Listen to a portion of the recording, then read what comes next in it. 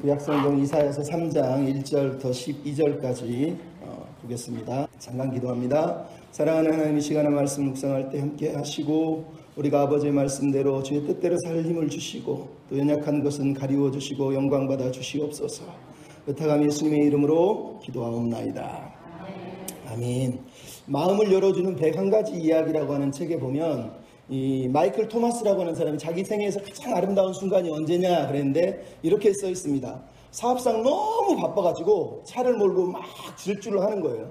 근데 딱 가다가 차들이 막 몰려올 시간인데 딱 신호에 걸린 거죠. 그래서 신호에서 기다리고 있는데 곧 좀 있으면 신호가 바뀔, 이제 깜빡깜빡하니까 빨리 가야지, 나 급한데 얼른 이 사업을 내가 처리해야 되는데 그러면서 운전을 하려고 엑셀을 바꾸려고 그러는데 아직 깜빡깜빡 불이 안 바뀐 상태인데 곧 바뀌려고 하는데 저쪽에서 교차로에서 눈이 안 보이신 부부 두 분이, 한 분은 아기를 안고 한 분은 아이를 끌고 교차로로 딱 들어서 버리는 거예요.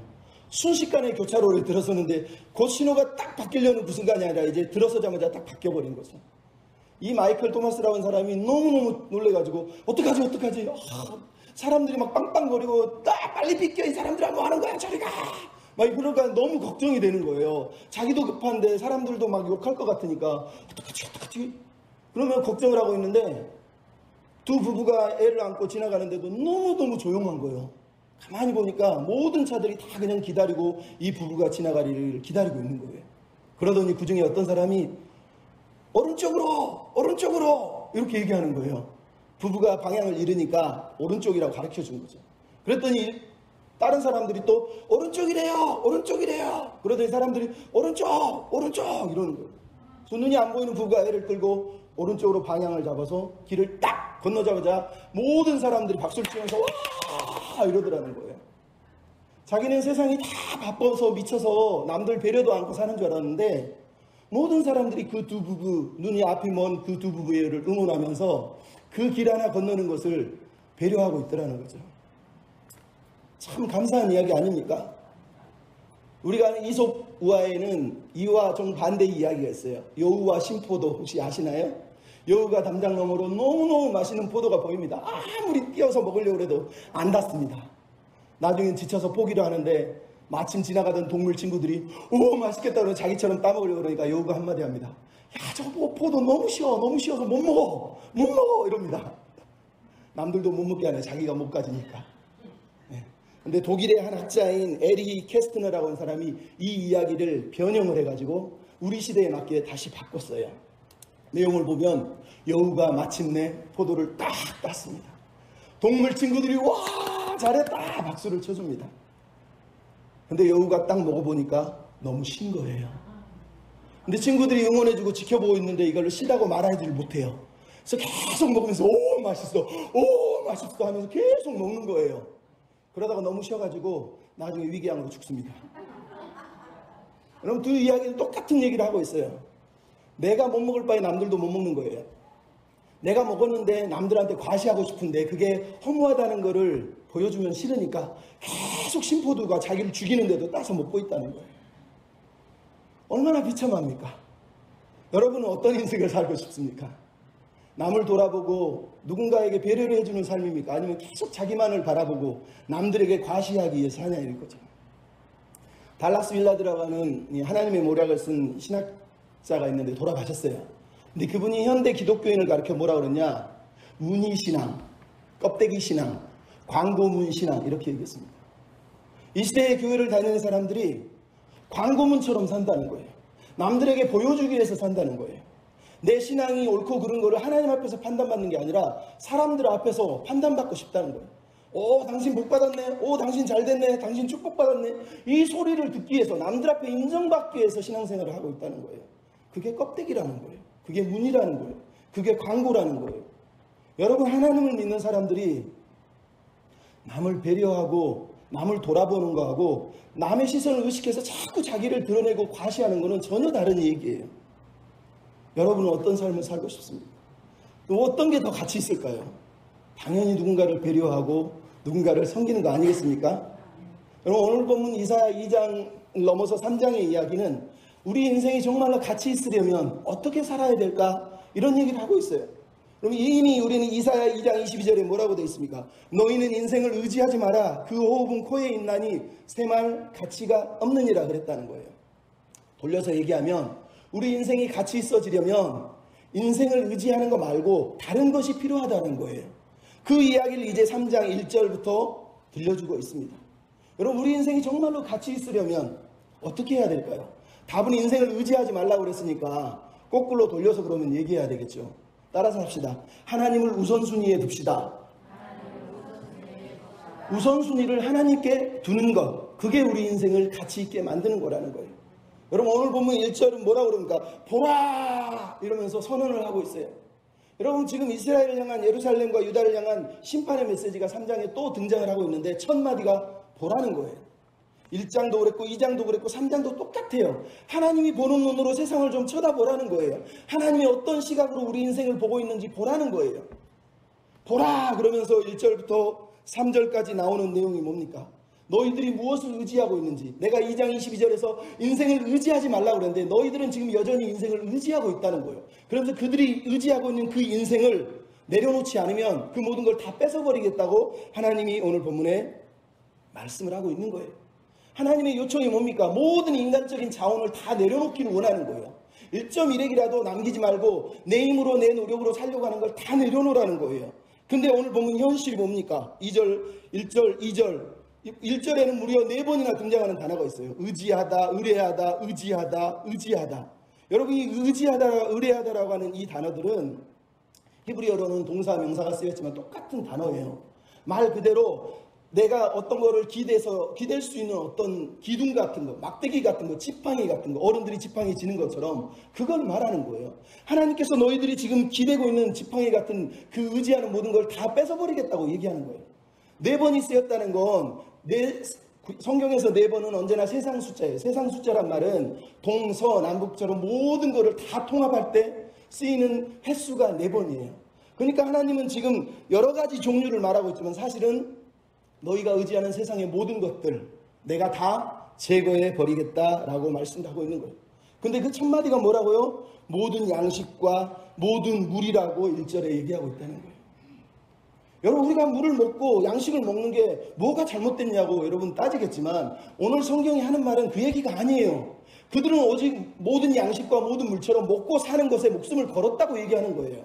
하나님조차도 자기 먹고 사는 것을 위해서 이용해 먹고 있다는 얘기를 하려고 이 단어를 쓰고 있는 거예요. 모든 양식과 모든 물, 즉 내 인생의 가치 기준이 하나님 말씀이 아니라 내가 먹고 사는데 모든 걸 판단하는 거예요. 그래서 그 다음에 나오는 2절에 뭐가 나옵니까? 3절까지. 용사, 전사, 재판관, 선지자, 복술자, 장로, 십부장, 귀인, 모사, 정교환, 장인과 요술자가 나옵니다. 이걸 구분해 보면 이렇게 나올 수 있어요. 군사력, 군사, 용사, 전사, 그 당시 군인들과 군사력과 위인들을 얘기합니다. 그 다음에 재판관, 선지자, 모든 걸 판단하는 사람들, 정치인들, 장로들, 모든 걸 판단하는 사람들이에요. 그 다음에 복술자, 판단하는 사람들이죠. 그 다음에 장인들, 경제적으로 모든 걸 만드는 모사, 요술자들이죠. 그 안에 또 누가 있습니까? 복술자, 선지자는 종교인이 군사, 경제, 정치, 종교 4가지 기둥을 말하는 거예요. 무슨 얘기입니까? 사람이 먹고 사는데 내가 음식하고 양식만 있으면 되나요? 아니요. 내가 먹고 사는 모든 것은 정치와 관련됐고 경제와 관련됐고 종교와 관련되어 있는 거예요.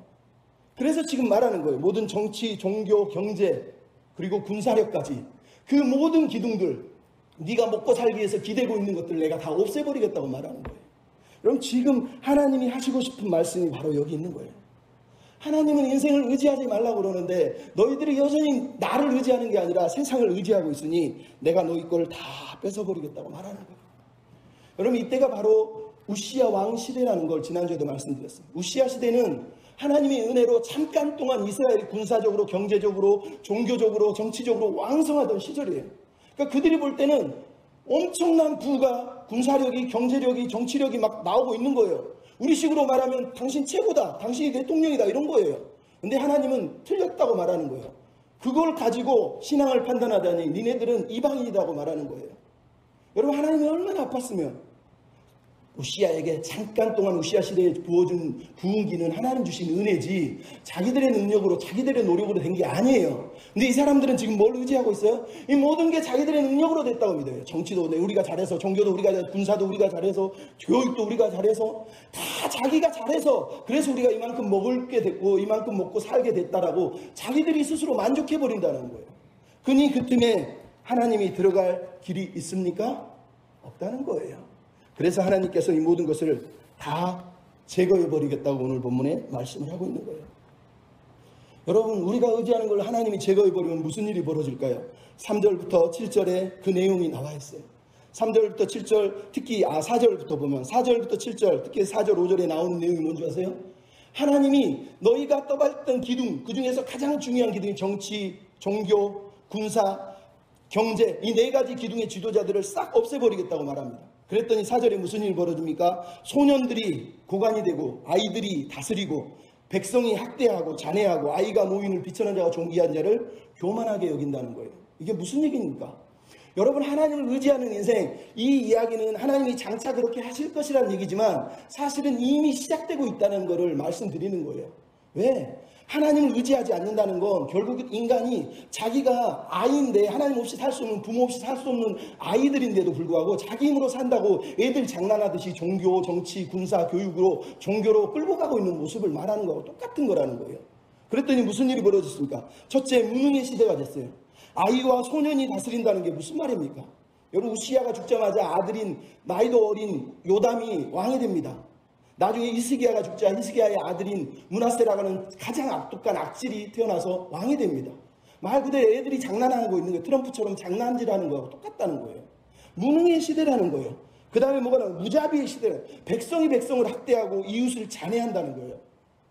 동물의 왕국이에요. 먹고 살기 위해서 물어뜯는 거예요. 그냥 기준도 없어요. 내 양식, 내 물, 내 양식, 내 물. 이거 잘 해주고 먹게 살고 해주면 뽑아주고, 우리 식구 지난주도 얘기했지만, 못 살게 하면 그냥 죽이는 거예요. 좀이라도 나를 더 많이 가지게 해주고, 더 잘 살게 해주는 사람을 내가 지지한다. 이런 거예요. 또 하나 나오는 게 뭐예요? 교만의 시대, 가치 혼돈의 시대라는 거예요. 여러분, 아이가 노인을 비웃고 있어요. 비천한 자가 존귀한 자를 교만하게 깔보고 있대요. 여러분, 어린 자가 갑질한다는 게 무슨 얘기예요? 옛날부터 우리는 그래도 어른을 존경하는 삶을 요구하잖아요. 근데 지도자가 사라지고 하나님이 의지하던 걸 다 뺏어버리니까 완전히 가치관도 혼돈되고 전통도 없고 예의도 없고 사람이 사람을 무시하는 사회가 됐다고 얘기하는 거예요. 여러분, 이런 시대가 옛날에 있었어요. 솔로몬이 죽고 나서 르호보암이 왕이 됐을 때 르호보암이 사람들을 불러 모아서 우리나라를 어떻게 끌고 갔으면 좋겠냐. 장로들이 이렇게 얘기했더니 나이 든 어른들을 다 내쳐내고 젊은 놈들 불러다가 어떻게 할까? 당신 아버지처럼 백성들을 막 압제하고 일시키고 고역을 시키십시오. 그래서 르호보암이 그렇게 했거든요. 그랬더니 나라가 두 쪽 나서 망해버리는 거잖아요. 여러분, 지금 하나님이 말씀하시는 거예요. 하나님을 의지하지 않는 인생 얼마나 비참해지는지 보라는 거예요. 내 힘으로 내 능력으로 애들밖에 안 되는 수준 가지고 마치 막 가진 것처럼 까불다가 결국은 너희들 큰일 난다고 말하는 거예요. 여러분, 이런 시대를 살아야 되겠습니까? 어느 목사님이 어느 날 생일을 맞았는데 나이도 많은데 교인이 문자를 보냈더랍니다. 문자 내용이 목사님 너무너무 건강하게 오래오래 잘 사네요. 잘 사세요인데 네오로 찍어가지고 잘 사네요. 목사님이 충격을 하다가 아니 내가 오래 사는 게 싫어? 속상해 죽으려고 그러더라고요. 그러다 이제 마음을 풀고 아유 잘 주무세요 그랬더니 예 목사 니도 잘 자요. 와 돌아버리려고. 목사님인데 이미 또 빠진 거예요. 목사 니도 잘 자요. 야 여러분 사람이 이런 거 하나에도 이렇게 미치는데 예? 무정의 시대, 무능의 시대, 혼란의 시대가 다가오면 어떻게 살겠냐는 거예요. 이 시대가 되니까 무슨 일이 벌어져요? 6절로 7절에 사람들이 사람 붙잡고 형제를 붙잡고 옷 입혀줄 때니까 네가 통치자하고 네가 대통령 해라 이렇게 얘기한다는 거예요. 그런데 사람들이 뭐라고요? 나는 통치자 안 하겠다. 나는 대통령 안 하겠다. 나 먹고 사는 것도 힘들다. 이러면서 지금 하는 내용이 3절로 6절에 나오고 있다는 거예요. 여러분 하나님을 의지하지 않는 인생이 그 의지하던 것이 빼앗겼을 때는 진짜로 어떻게 살지 몰라요. 나 혼자 내 인생 건사하는 것도 힘들어지는 거예요. 근데 일이 언제 벌어집니까? 바벨론 포로 시대에 결국은 이 처참한 일이 이스라엘 땅에 벌어지잖아요. 여러분 하나님의 말을 이렇게 말씀을 했는데도 듣지 않으니까 무슨 일이 벌어져요? 마지막 바벨론 포로가 딱 다가오는 그 시절에 요시야 왕이 죽자마자 그 아들 여호아스는 23살의 왕이 됐는데 3달 다스리다 끝납니다. 그 다음에 25살 먹은 여호야김이 11년 다스리다가 포로로 잡혀갑니다. 그 다음에 여호야김이 8살밖에 안 됐는데 또 왕을 하다가 석 달 열흘을 일하다가 또 물러납니다. 그리고 그 다음에 21살 먹은 시드기야가 왕이 돼서 또 11년을 통치하다가 이스라엘이 결국은 바벨론 포로로 끌려가서 멸망을 합니다. 여러분, 왜 이스라엘이 이런 꼴을 당하겠어요? 어린이들이 다스리는 나라가 됐겠습니까? 하나님이 선지자를 통해서 계속 말씀하신 거예요. 인생을 의지하지 말라. 병거를, 마병을 의지하지 말라. 도움이 없는 인생을 의지하지 말라고 계속 요청을 하셨단 말이에요. 근데 사람이 어때요? 뭐가 하나 생기면 하나님의 은혜라고 잊어버리고 이게 내 힘으로 됐다고 믿는 거예요. 심지어 내가 뭔가 노력하면 하나님의 은혜를 더 주신다고 믿어서 더 열심을 내요. 그것조차도 내 열심으로 바꿔버린다는 거예요.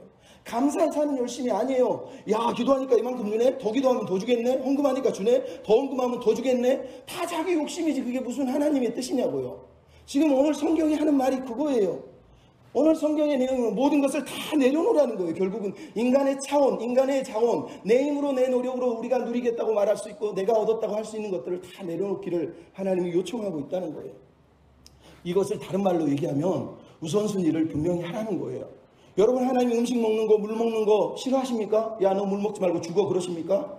아니요. 중요한 건 음식과 물이 전부라고 믿는 것 때문에 하나님이 아파하시는 거예요. 음식과 물만 해결해주면 뭐든지 상관없다고 말하고 있는, 그래서 모든 우상을 받아들인 이스라엘 백성을 향해서 하나님이 말씀하고 있는 삶에 대한 비판이란 말이에요. 비판. 그럼 우선순위는 언제나 말씀드리지만 1번이 하나님, 2번이 교회, 3번이 가정, 4번이 직장. 이게 우선순위가 아니라고요. 하나님은 언제나 1번이에요. 그 밑에 교회도 있고 가정도 있고 직장도 있고 다 똑같은 거예요. 모든 것의 우선순위를 하나님께 두라는 거지, 하나님 1번 그 다음에 순서를 세우라는 게 아니란 말이에요. 먹는 거, 마시는 거, 종교, 정치, 군사, 경제까지도 하나님의 손에 다 내려놓을 수 있는 삶을 살기를 원한단 말이에요.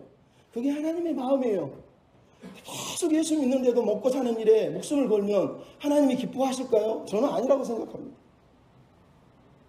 어느 날 시골지가 너무너무 시골이 먹을 게 없어서 가난하니까 도시로 가면 그나마 주워 먹을 게 있겠지 하고 도시로 이사를 갔습니다.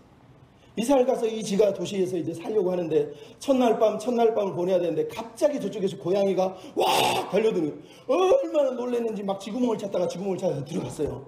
그래서 쥐 죽은 듯이 숨어서 막 기다렸죠. 근데 갑자기 고양이가 막 울더니 좀 있다가 고양이 소리가 안 나고 막 개소리가 나는 거예요. 야, 드디어 쥐구멍에 해 뜰 날이 오는구나. 그러면서 지가 조용히 나와서 딱 봤는데 고개를 내밀자마자 고양이가 그냥 자기 목을 딱 잡아서 쥐더라는 거예요. 지가 깜짝 놀래가지고 죽기 전에 한 가지 궁금한 게 있어요. 아까 분명히 개소리 나는데 걔 어디 있어요? 그랬더니 고양이가 얘기합니다. 야, 이처럼 각박한 도시 생활을 하려면 최소한 2개국은 해야 살아남아. 그러면서 딱 잡아먹더라는 거예요. 여러분, 이게 우리 인생하고 똑같은 거예요. 막 먹기 위해서, 잡아먹기 위해서만 사는 거, 그게 전부라고 믿는 인생, 하나님이 기뻐하십니까? 기뻐하지 않아요.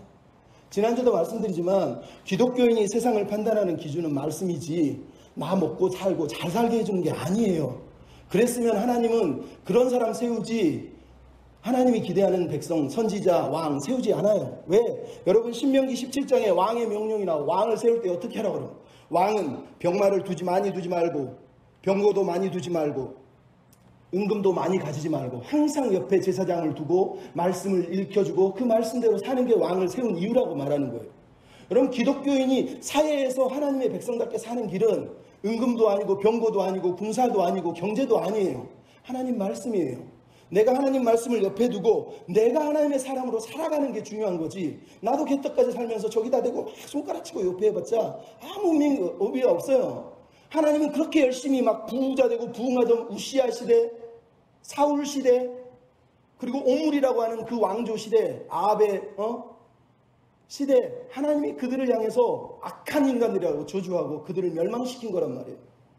그러니까 여러분, 예수 믿는 사람이 자꾸 눈에 보이는 걸로 인생의 기준을 삼으려고 하는 건 너무 어리석다고 저는 늘 말씀을 드리고 싶어요. 예수님이 뭐라고 말씀했습니까? 사람이 먹고 사는 것에 있는 것이 아니라, 떡이 아니라 하나님의 입에 나오는 말씀으로 사는 거예요. 얘기했어요. 그것만 얘기했습니까? 무엇을 먹을까, 무엇을 입을까, 무엇을 마실까. 염려하지 마라. 목숨을 위해서 무엇을 두 번이나 얘기합니다. 무엇을 먹을까 입을까 마실까. 그거 다 이방인들이 구하는 것이에요. 이게 무슨 얘기예요? 하나님 믿는 백성은 먹는 거 가지고 인생을 결정하는 게 아니라는 거예요. 잘 먹고 잘 사는 거 가지고 삶의 질을 결정하는 게 아니라는 거예요. 결정의 기준이 뭐예요? 먼저 그의 나라와 그의 의를 구하라는 거예요. 우선순위가 정해져 있는 거예요. 하나님의 나라를 위해서, 하나님의 꿈을 위해서, 하나님의 말씀을 먹고 사는 사람, 그 사람이 하나님이 기대하는 사람이에요. 그래서 여러분 이사야 40장에 보면 하나님 비전이 나올 때 뭐라고 그러죠? 풀은 마르고 꽃은 시드나 하나님의 말씀은 영원히 소리라는 거예요. 우리 인생은 풀이에요. 그냥 말라 사라지고 시들어지고 사그러지는 거예요. 우리가 의지할 건 인생이 아니고 먹고 사는 게 아니라 하나님 그분의 말씀이 영원하기 때문에 우리 다 그 영원한 말씀을 먹어야 된다고 얘기하는 거란 말이에요. 그게 인생이에요. 여러분 사람 인자 우리가 알잖아요. 짝대기 두 개 이렇게 받쳐지고 있잖아요. 많은 사람들은 사람 인자의 의미가 뭡니까? 사람과 사람이 서로 비스듬히 기대어 사는 거라고 그래요. 물론 부분적으로 맞지만 이 의미의 본질적인 의미는 하나님 없이 사람이 설 수가 없는 거예요. 하나님이 내 기둥이 돼서 내가 하나님께 기대어 서는 게 인생이에요. 그렇게 살 때 인생은 가치가 있고 의미가 있고 바르게 살아갈 수가 있단 말이에요. 아침에도 목사님 비슷한 말씀했지만 부부가 왜 있습니까? 부부는 하나님의 형상이에요. 하나님이 남자와 여자를 창조하시면서 하나님의 형상이라 그랬잖아요. 하나님의 형상이라는 게 뭐예요? 저 사람을 통해서 하나님을 보는 거예요. 저 사람이 하나님의 형상대로 못 사는 걸 통해서 하나님의 필요를 깨닫고 저 사람이 하나님의 모습대로 사는 걸 보면서 하나님의 필요를 깨닫는 거. 그래서 그 사람이 내 인생의 짝대기가 돼서 하나님을 기대하게 만들고 바라보게 만드는 의미에서 하나님의 형상이 되어야 되는 거예요. 그게 가정이 되어야 되는 거예요. 그럴 때 우리가 부족함을 알고 서로에게 버팀목이 되어주는 거 아니겠습니까? 하나님이 그걸 원하는 거예요. 그럼 인생에 문제가 닥칠 때 어려움이 닥칠 때 우리가 누구에게 달려가야 됩니까? 하나님께 달려가야 돼요. 근데 오늘 본문의 내용이 뭐예요? 그들이 어디로 달려갔습니까? 2절 3절에 재밌는 게 나오죠. 복술자가 나옵니다. 모사가 나옵니다. 요술자가 나옵니다. 여러분 이 시대를 전문화 시대 아니면 전문가들의 시대라고 얘기합니다. 여러분 옛날에 성도가요 문제가 생기면요 목사님한테 찾아가서 상담받았어요. 근데 이제는 하나님께 안 옵니다. 왜? 정신문제 있으면 정신과 가면 됩니다. 뭐 다른 문제 있으면 저쪽 의사한테 가면 됩니다. 직장 문제 있으면 저희 가면 됩니다. 또 어떤 뭐 안 좋은 일 생길 것 같으면 저기 무당한테 가면 됩니다. 하나님께 올 이유가 없어요. 하나님께 오는 이유는 뭐예요? 그저 복 받아라 잘 될 거야 응원 한마디 들으러 온다는 거예요. 이렇게 전문가 시대에 오늘 본문에 나오는 이 사람들이 지금 모든 양식과 모든 물을 제공해 줄 수 있는 그 군사, 정치, 경제, 종교 이 세력들을 의지했다는 게 뭐예요? 자기들이 기댈 곳을 여기저기 다 두고 살았다는 얘기예요. 얼마나 슬픕니까? 새해만 되면 작년 2019년 1월 달에도 뉴스에 그게 나왔지만 새해만 되면 무당집에 10명 중에 3명이 기독교인이랍니다. 항상 기독교인이 가서 거기서 사무실 이전 어떻게 할까요? 우리 아들 대학은 갈 수 있을까요? 취업은 어떻게 할까요? 이사 좋은 날짜는 어딜까요? 사업은, 궁합은 다 물어보는 게 기독교인이 10명 중에 3명이라는 거예요. 왜 그 사람들은 하나님께 못 옵니까? 우리가 여전히 하나님을 의지하고 있는 게 아니라는 증거잖아요. 안 그렇습니까? 어떤 아이가 정신질환을 걷는데 집에서 맨날 종이만 보면 막 찢는 거예요. 그래서 부모가 도저히 안 되겠어서 정신과 의사한테 데려갔고 보니까 아이가 증상이 어때요? 그랬더니 아이가 의사 앞에 책을 보더니 막 입으로 찢는 거예요. 부모한테 잠깐 나가라고. 좀 있으니까 애가 조용해져서 종이를 안 찢더래요. 왜 그래? 의사가 막 찢고 있는 애 보고 야! 안 내려라! 그랬더니 내려놓더라는 거예요. 아니 왜 집에서 야 그거 왜 그래? 뭐 때문에 그래? 왜 그 짓을 하냐는 거예요. 잘못됐으면 잘못했다고 말하면 끝나는데 뭐가 문제야? 상담해 줄게. 누가 문제야? 들어줄게. 그러고 있을 때 얘가 계속 관심받으려고 찢는 거예요. 의사가 한마디 했다는 거예요. 이 새끼 너 안 놔? 끝났다는 거예요.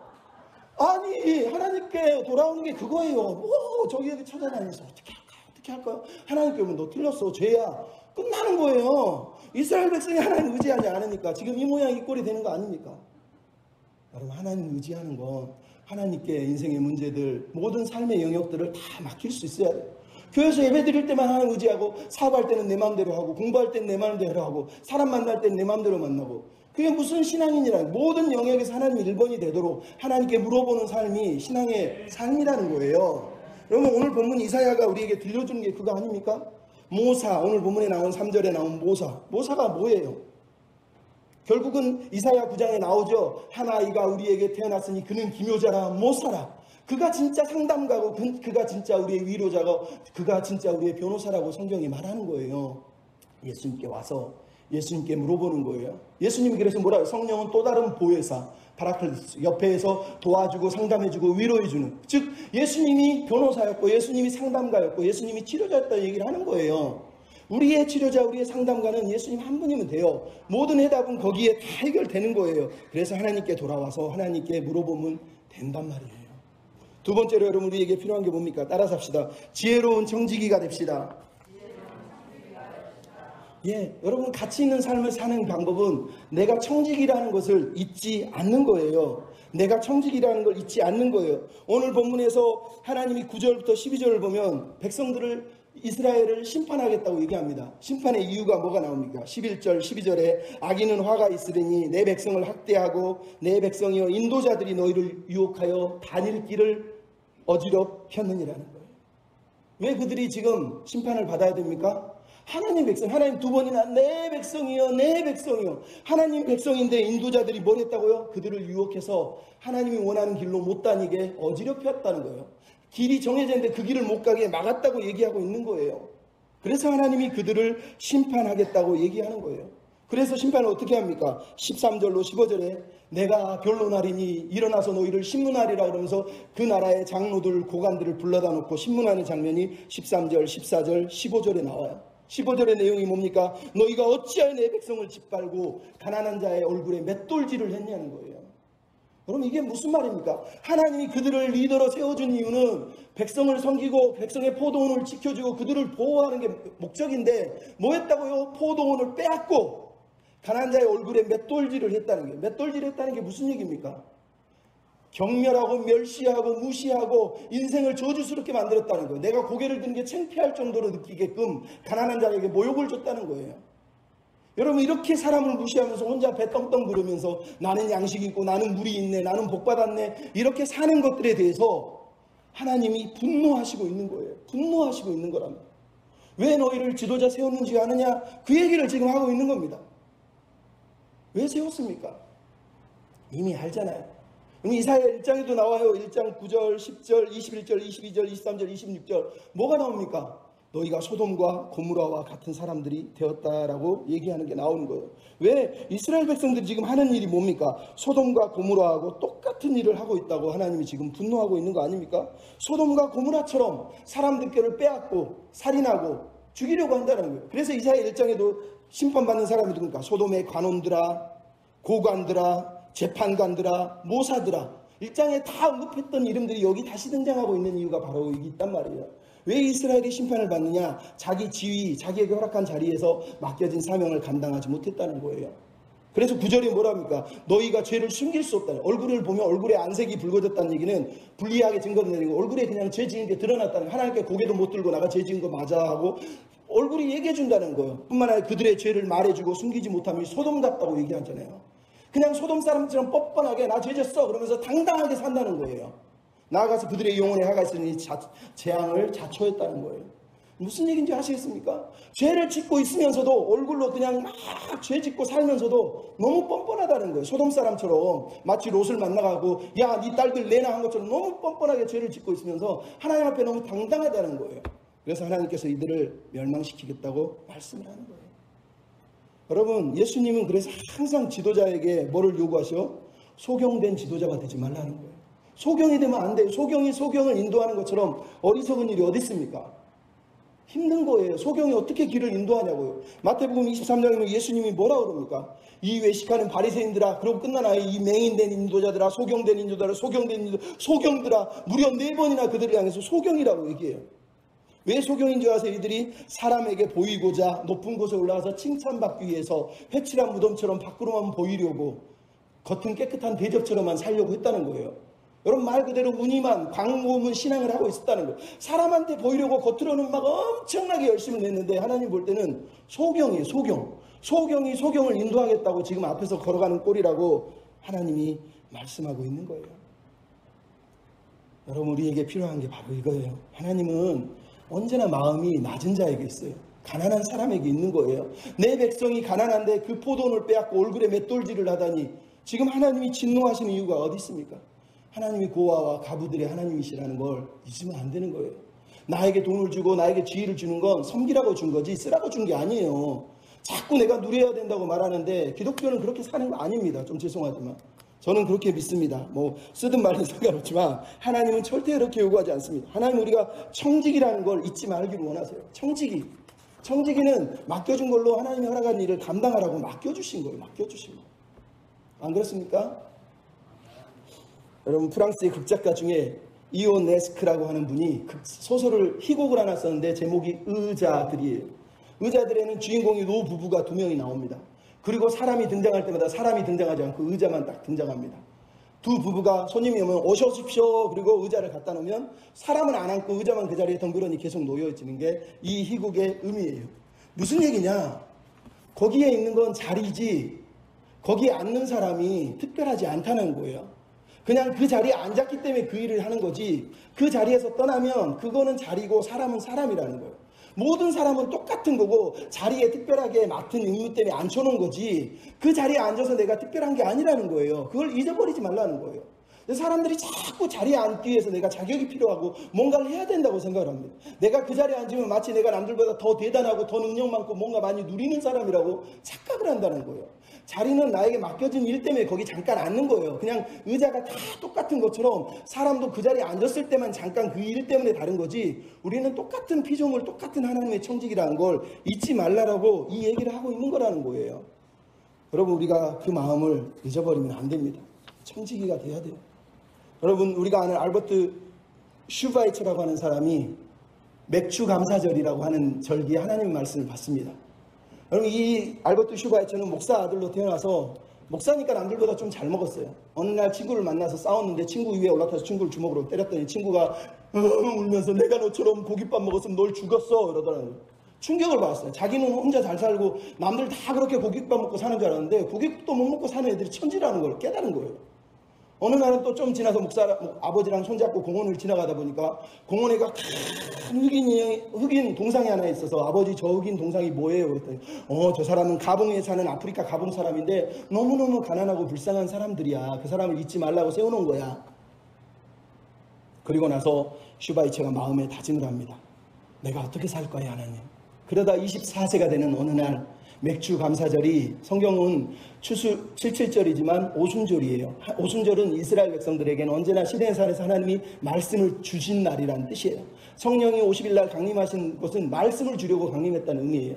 그게 바로 이날 아침에 땡땡땡 집에서 종소리가 들리는데 아이가 자다가 탁 깨자마자 마음이 얼마나 평안하고 확신에 찬 하나님의 음성이 자기에게 들려주더라. 그러면서 하시는 말씀이 너 하늘나라가 다가왔다고 선포하고 병든 자는 고쳐주고 죽은 사람은 살려주고 거저받았으니 거저주라. 이 아이가 그때 다짐을 합니다. 하나님 내가 내 친구처럼 고기 못 먹는 아이 그리고 저 아프리카 가봉 저 사람들처럼 가난한 사람을 위해서 내 인생을 드리겠습니다. 그리고 대학교에서 열심히 공부하고 의사 되고 음악가 돼서 나중에 아프리카 가봉으로 가서 아프리카에서 90세에 돌아가실 때까지 의사로 신학자로 음악인으로 살면서 그들을 섬겼단 말이에요. 그 맥주절 그 아침에 하나님의 말씀을 듣고 그 말씀이 얼마나 자기를 감동시켰는지 가난한 인생을 위해 사는 것이 자기 비전이라고 믿고 그렇게 살아냈다는 거예요. 여러분 오늘도 맥주 감사절이잖아요. 여러분 어떻게 살기를 원합니까? 우리가 청지기예요. 청지기. 감사하는 건 내가 청지기로 사는 거 살아내는 거 그게 감사의 모습이에요. 모습. 여러분 그리고 우리는 기도해야 됩니다. 지도자들을 위해 기도해야 돼요. 지도자가 망가지면요 다 무너지는 거예요. 그럼 이스라엘 백성이 왜 심판을 받습니까? 지도자가 타락했기 때문에 심판을 받는 거 아닙니까? 항상 우리는 기도해야 됩니다. 하나님의 교회와 여러분 모두가 지도자잖아요. 어떤 면에서 장로님, 권사님, 집사님 우리가 다 기도하면서 하나님이 기대하는 백성, 하나님이 기대하는 섬김의 마음, 섬김의 종으로 살기 위해서 항상 기도해야 됩니다. 그게 하나님이 원하시는 삶이라는 걸 잊지 말았으면 좋겠습니다. 마지막으로 따라서 합시다. 모든 교만한 것을 벗어버립시다. 예. 모든 교만한 것을 내려놔야 돼요. 그때 인생은 가치가 있어져요. 오늘 보면 16절부터 4장 1절까지의 내용은 한 이야기예요. 내용이 뭡니까? 하나님이 이스라엘 백성의 지도자들을 심판하신 결과예요. 근데 그 결과에서 심판의 대상이 나왔는데 시온의 딸들이라고 하는 단어가 등장하고 있는 걸 여러분이 보게 돼요. 여러분 시온의 딸들이라는 말은 이스라엘의 귀부인들, 사치스러운 귀부인들을 말하는 거예요. 이스라엘 백성을 다스렸던 사람들이 아까 누구라고 그랬습니까? 3장 12절은 내 백성을 학대하는 자가 아이요 다스리는 자가 여자들이다 라고 12절에 얘기했잖아요. 근데 이제 16절에 얘기하잖아요. 시온의 딸들아 너희가 교만하여 느린 목과 정을 통하는 눈으로 아기작거리며 걸으며 발로 쟁쟁한 소리를 낸다 이러고 있습니다. 하나님이 지금 심판하는 지도자는 지도자 가정 자체가 다 무너졌다는 거예요. 지도자만 망가진 게 아니에요. 그 부인이 그 아이들이 다 망가져가지고 교만하게 사람들 앞에서 막 갑질하면서 막 오늘 본문에 여자들이 뭐합니까? 교만하게 느린 목을 막 옷 자랑하고 막 정을 통하면서 누구를 유혹할까 하면서 막 미친 듯이 그렇게 살고 있는 걸 보여주고 있다는 거예요. 얼마나 슬픕니까? 하나님이 왜 심판하는지 여러분 아시겠습니까? 섬기라고 했더니 이것들이 섬기는 게 아니라 교만한 목을 가지고 아기작거리고 쟁쟁하는 소리를 막 걸어다니면서 자랑하면서 여기저기 떠들면서 막 떠들어 토커티브처럼 떠들면서 그렇게 자기들의 부를 자랑했다고 얘기하는 거예요. 천상천하 유아독전이라고 그러잖아요. 우리가 뭐 알잖아요. 한진의 이명희 회장 여자분 그 갑질하는 내용 보면 알잖아요. 고라니처럼 소리지면서 야 시장짜리 가자 막 이러면서 막 장난 아니잖아요. 왜 사람이 사람을 향해서 그렇게 대하냐는 거예요. 어차피 그 의자 치우면 똑같은 인생인데 그 의자가 마치 자기 전부라고 믿는 거예요. 불행한 거 아니냐는 거예요. 여러분 하나님은 이런 여자들을 싫어하세요. 18절부터 22절에 그래서 뭐가 나옵니까? 주님이 그날에 심판하실 때 너희가 장식한 발목걸이, 머리망사, 반달장식, 귀걸이, 발목걸이, 얼굴 가리개, 화관, 발목사슬, 띠, 향압, 호신수, 반지, 코걸이, 예복, 겉옷, 목도리, 손주머니, 손거울, 세마포, 머리수건, 노을. 여러분 무려 22가지나 되는 24가지나 되는 여자들의 장신구가 등장하고 있어요. 여러분 하나님이 할 일이 없어서 선지자를 통해서 이 모든 장신구를 지금 다 언급하고 있겠습니까? 그럼 이 시대 여자들이 참 신기하다 그러잖아요. 남자들하고 여자들 차이 뭐예요? 남자들은 가방 하나 있으면 오케이인데 여자분들은 이 가방이 있는데 10개가 있어도 내가 오늘 가지고 갈 가방이 없다고 얘기하는 거예요. 옷이 분명히 10벌이 있는 것 같은데 오늘 입고 갈 옷이 없다고 얘기합니다. 그래서 한 벌을 더 사잖아요.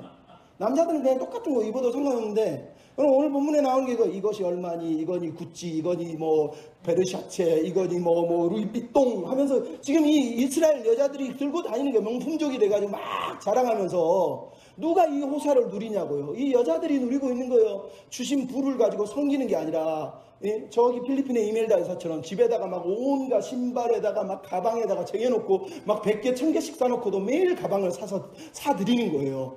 미친 짓 아니고 그거 왜 사냐고요. 그거 가난한 사람 섬기면 되는 거 아닙니까? 필리핀 가면요 여름이 얼마나 더운데요 밍크 코트가 팔려요. 필리핀에 밍크 코트가 왜 필요하죠? 겨울도 없고 눈도 안 오는데. 부자들 대단해요. 집에 가서 밍크 코트 입고 에어컨 최고로 틀어놓고 손님 맞습니다. 밍크 코트 없는 사람은 가서 벌벌 떨면서 얘기를 해야 돼요. 뭐 하는 짓이냐고요. 여러분 오늘 본문에 나오는 이스라엘의 모습이에요. 이 지도자들과 그 가족들의 갑질 때문에 나라가 망하고 있다는 거예요. 그래서 지금 결과가 뭡니까? 하나님이 그들을 17절에 보면 그들의 머리에 정수리에 딱지가 생기고 그리고 그들이 하체가 드러난다고 얘기하고 있어요. 즉 한센시병, 문둥병이 생겨서 머리에 딱지가 생긴다 얘기고요.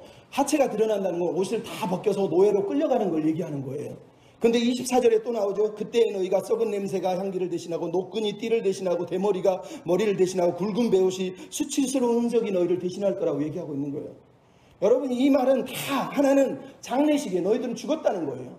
장례식 얘기예요. 또 하나는 포로예요. 사람이 대머리라는 단어는 여자든 남자든 머리를 싹 밀어가지고 포로로 끌고 가는 장면을 지금 말하고 있는 거예요.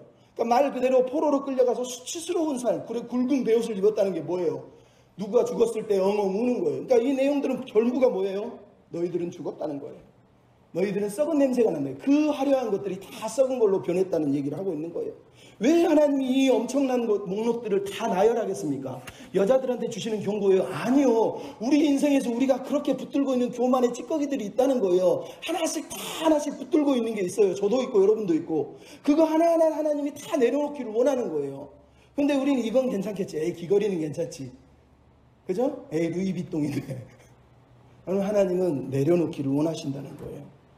내려놓지 않으니까 결국은 포로로 끌려가는 거예요. 25절부터 41절에는 뭐가 나옵니까? 나라의 장정들이 용사들이 다 죽고 성문은 해파되고 4장 1절은 더 과간이요. 7 여자가 남자 1명을 붙들고 우리의 남편이 되어주세요. 우리 수치를 가려주세요.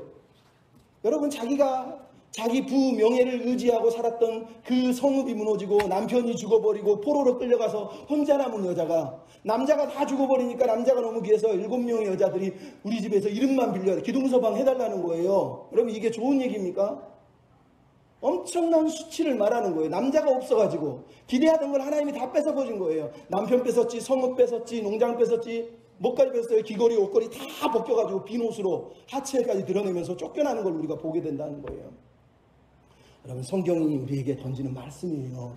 성경이 우리에게 주는 말씀이라고요. 여러분, 서기 79년 8월 달에 폼페이라고 하는 이탈리 남부에 베수비오라고 하는 화산이 폭발해가지고 무려 3m나 되는 화산재가 도시를 덮어서 도시가 멸망해서 싸그리 사라져버렸어요. 18세기에야 도시 발굴을 시작했는데 무려 200년이 지나서야 지금이야 그 폼페이오의 이제 발굴이 조금씩 드러나는데요. 폼페이오 시내가 어땠는지 아십니까? 엄청난 공동 화장실에 호화로운 대중 목욕탕에 그중에 가장 유명한 집이 베티의 집이라고 하는 집인데 여기가 바로 술집이에요. 각 방마다 술집에 걸려있는 호화롭고 문란한 그림들과 모든 장식들이 그냥 거기를 꽉 차지하고 있는 거예요. 폼페이가 왜 멸망했다고요?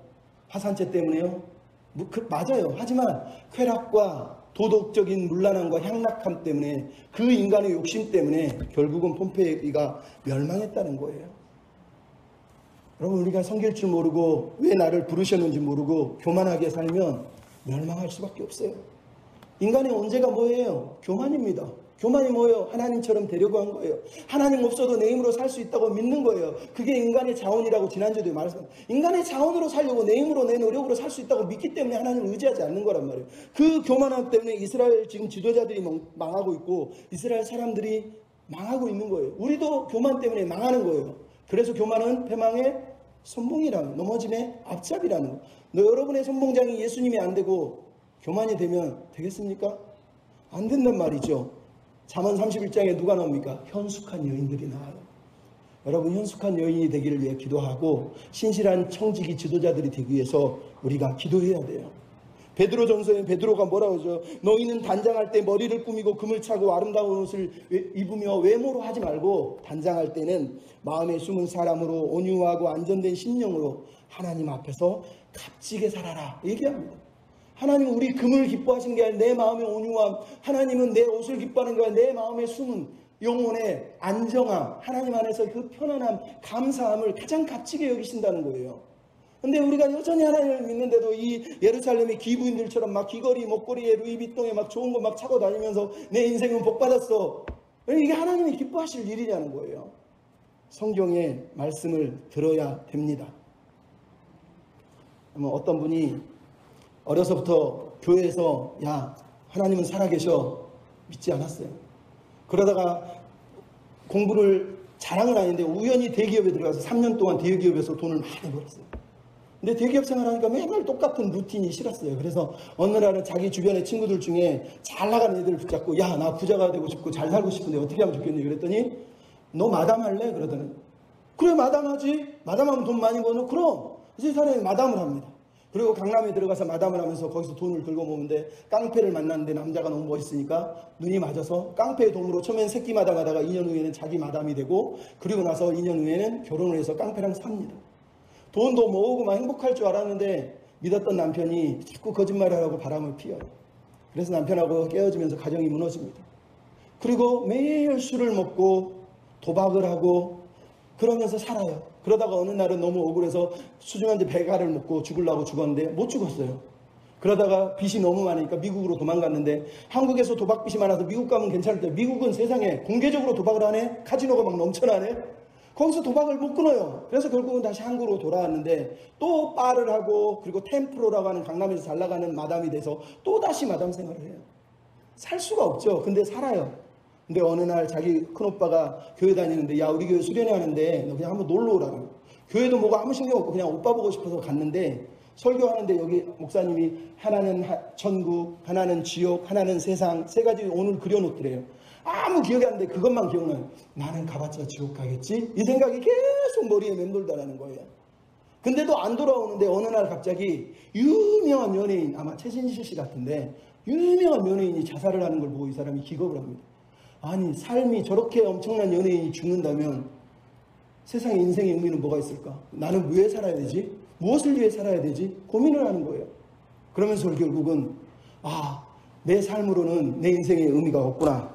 그러면서 예수 믿는 자기 형제들, 친구들 찾아다니면서 예수님이 누구예요? 누구예요? 물어보다가 결국은 하나님이 예수를 보내서 우리를 구원하신 사건이 내가 죄인이라는 걸 깨닫고 거기서 회개를 합니다. 내가 괴물이었구나. 내가 그동안 지옥에 살았구나. 내가 어둠의 자식이었구나. 그러면서 하나님을 믿고 하나님을 받아들여요.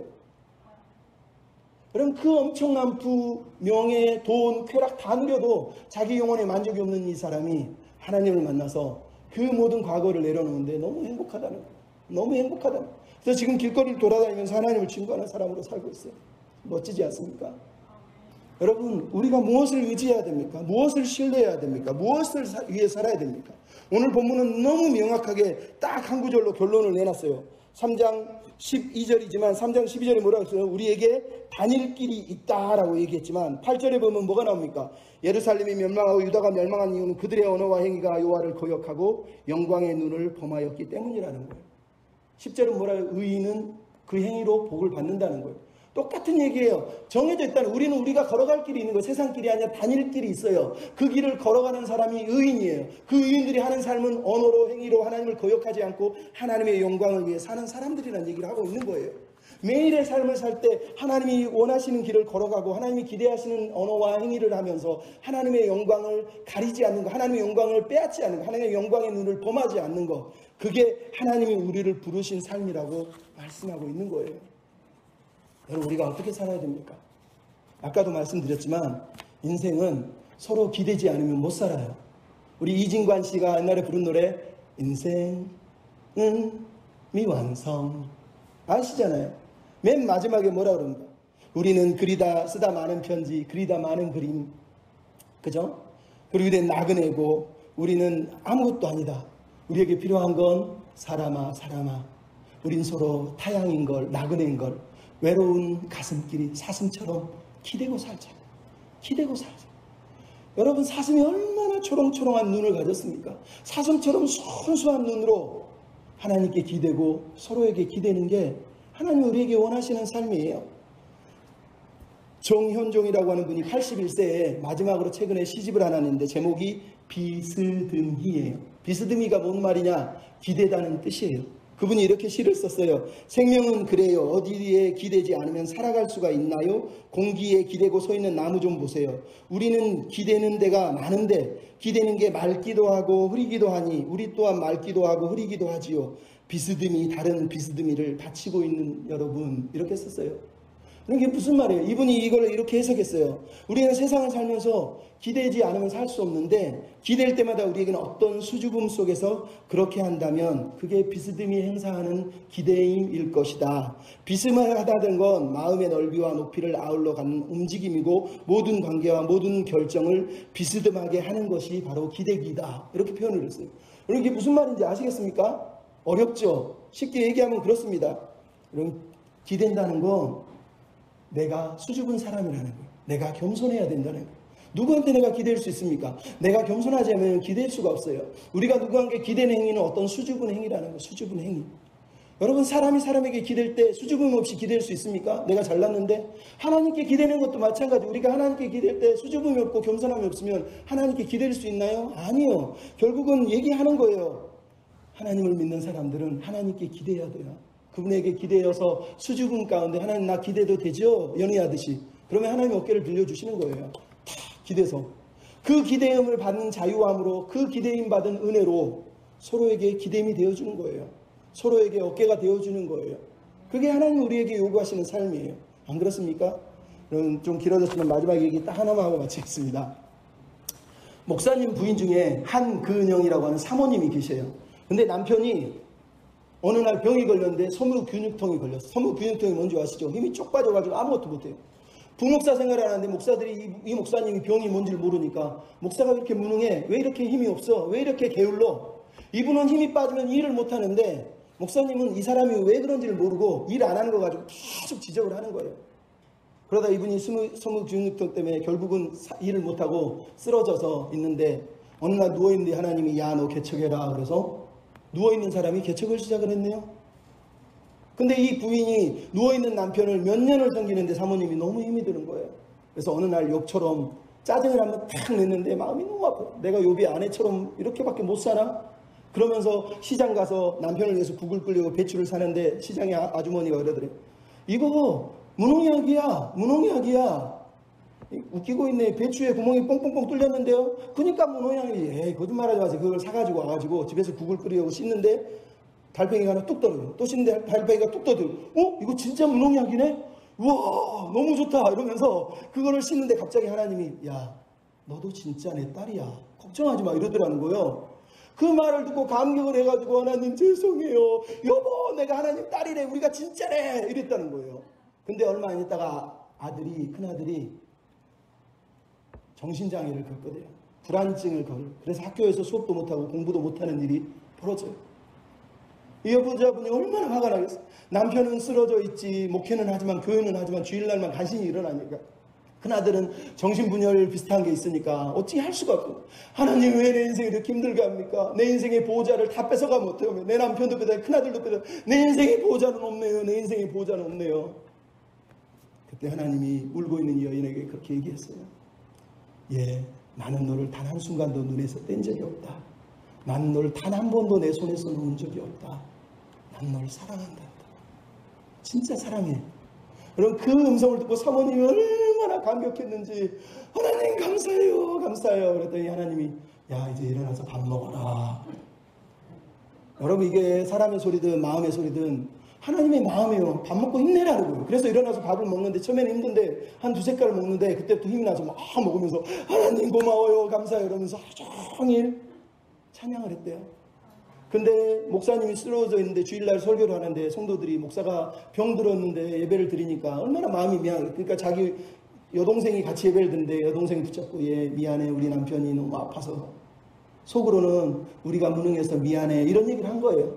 근데 동생이 딱 쳐다보면 언니 우리가 목사님이 아파서 교회 안 나올 것 같아?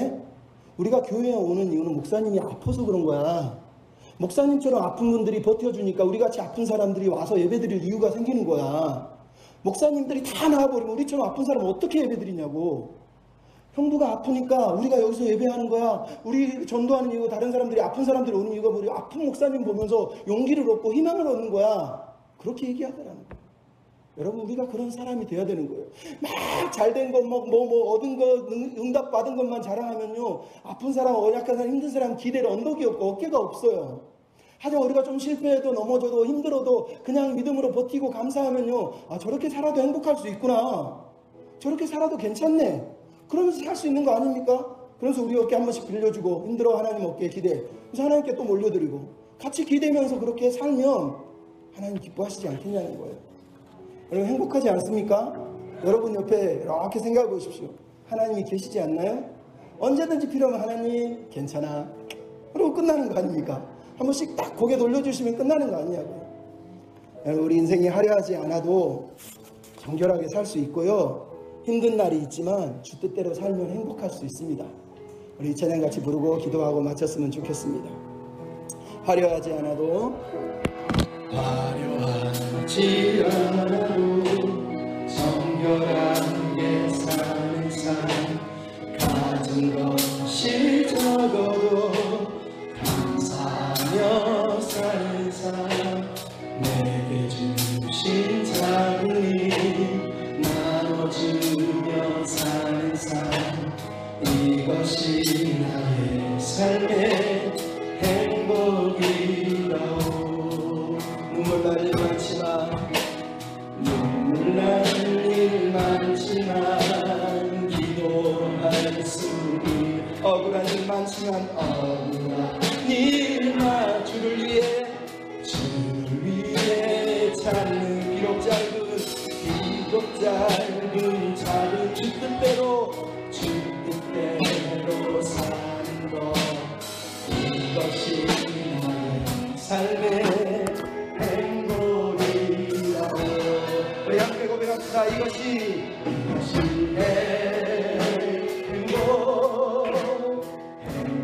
행복이라고 세상은 알 수 없는 하나님 선물 이것이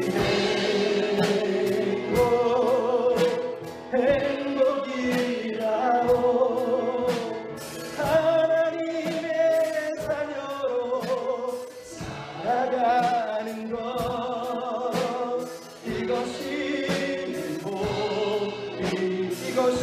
행복입니다. 이것이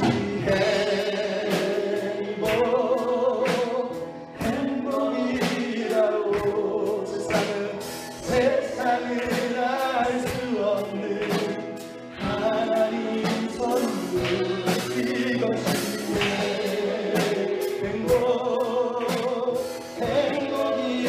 행복이라고 하나님의 자녀로 살아가